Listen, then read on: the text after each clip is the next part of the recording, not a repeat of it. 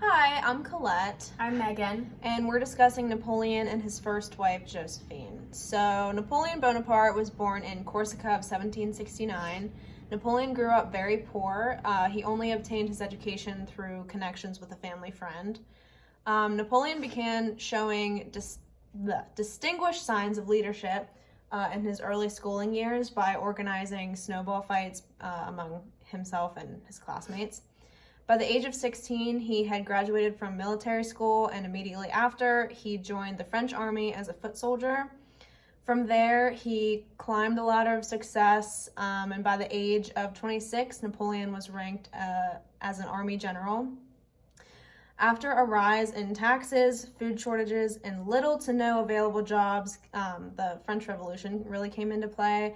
And luckily for Napoleon, the French Revolution boosted his career, leading him along the road of becoming emperor later.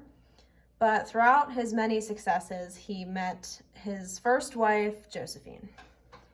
Josephine was born Marie Pagerie on June 23, 1763 in Martinique. She was not born into a very wealthy family. They owned a plantation. She was ready for bigger and better things from the beginning. She lost both her sisters when she was very young, so home reminded her of tragedy. She was considered glamorous and even famous at local salons, which is one of the ways Napoleon eventually was looking for her. Her first marriage was to Viscount Alexander de Beauharnais at 16. By the time she was 20, she had a son and a daughter. In 1794, her husband was guillotined during the Reign of Terror, and she had no choice but to move forward. Before focusing on her marriage with Napoleon, these are some important things to know about her. She was very detailed and prepared when it came to fashion.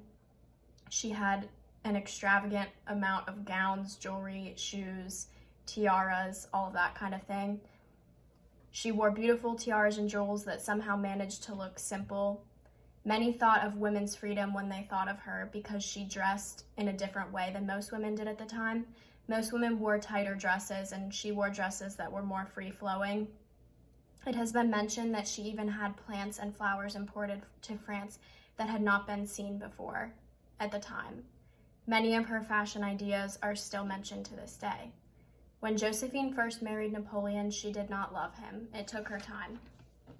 Napoleon and Josephine are known for their passionate love letters that they sent one another.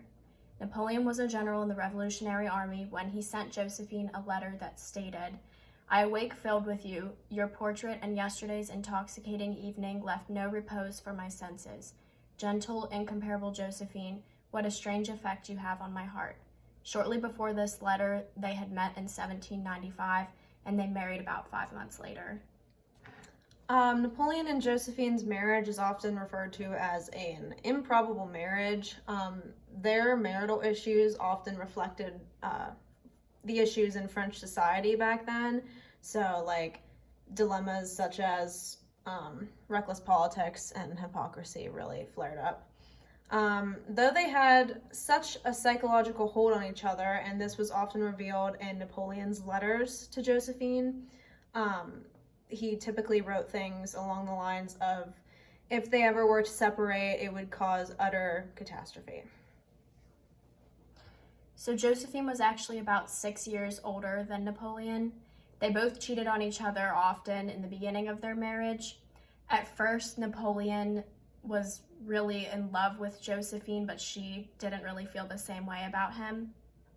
Nearly 14 years into the marriage, Napoleon divorced her because she could not have a child. She was heartbroken, but she moved on. She shared her wealth with her children and grandchildren. Her son's name was Eugene, and her daughter's name was Hortense. She will go down in history as France's first empress. At the time of her marriage, she was 32, and Napoleon was 26. Although he did end up adopting her children from her previous marriage, he needed full-blooded heirs. After their divorce, he still wrote her letters and addressed her as "my love."